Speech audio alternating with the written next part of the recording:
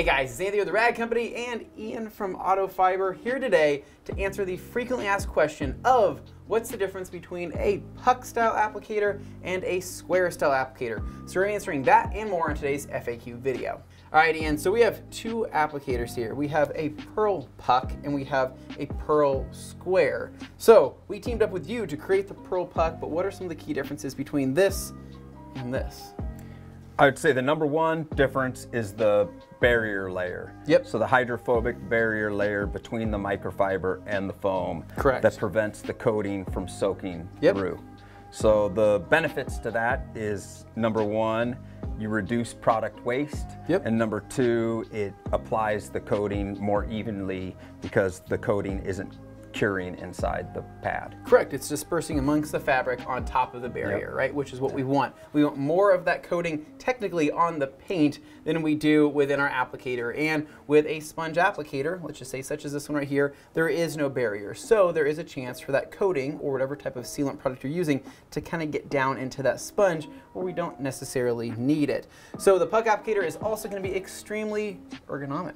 Right, it's going to feel good inside the hand. We put this in here. We also have a seam that was actually kind of intended there. It's a happy accident, if you will, which provides more grip for the coating process or for just the general use of this sponge. So when you grab it, how do you like to grab it? I like to do kind of something like this. Yeah, I think a lot of guys will grab it like this, flat. Kind of palm it, hand. Yeah, right? yeah.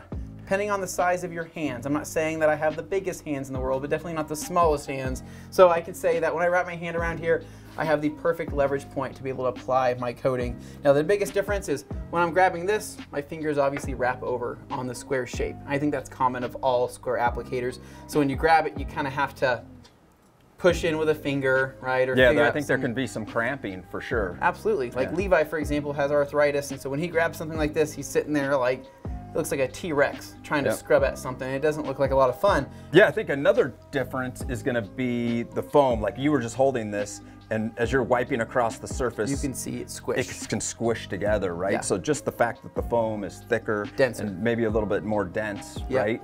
It's going to be more resistant to that as you're wiping, so it'll be easier to glide across the surface. Correct, and one of the biggest takeaways from this as well is that this has two sides, right? So if you are doing a coating, right, or if it's a two-part coating, you can start with one side with obviously wearing a glove and do your coating on one side, and then maybe take note on which side is which, and you can flip it over and then use the other side for your top coat or whatever you may be using. But then after that though, is it a matter of keeping this applicator, or do you toss it? I think it really kind of depends on what you're using it for, which coating you're using it for, and whether or not you can dunk this into a tub of water to prevent that coating from bonding and hardening all the way, because then it could potentially be a tire applicator. Yeah, definitely 100%. I think it can be a tire applicator. I know that some customers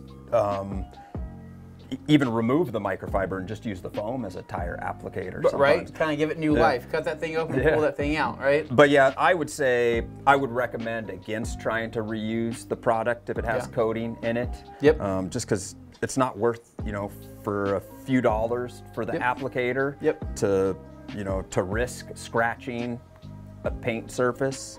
It's just not worth the risk. Not worth it. So you might as well just switch to a new applicator. Absolutely. So those are going to be some of the key differences between the pearl puck applicator and a traditional square applicator. Ian, thank you so much for answering those questions and hanging out with us here at the Rad Company. I think we did a killer job on this project together. So as always, if you guys like this video, maybe found it educational and or entertaining, make sure to give us a big thumbs up. Subscribe down below for more and stay tuned for more videos right here at the Rad Company FAQ channel.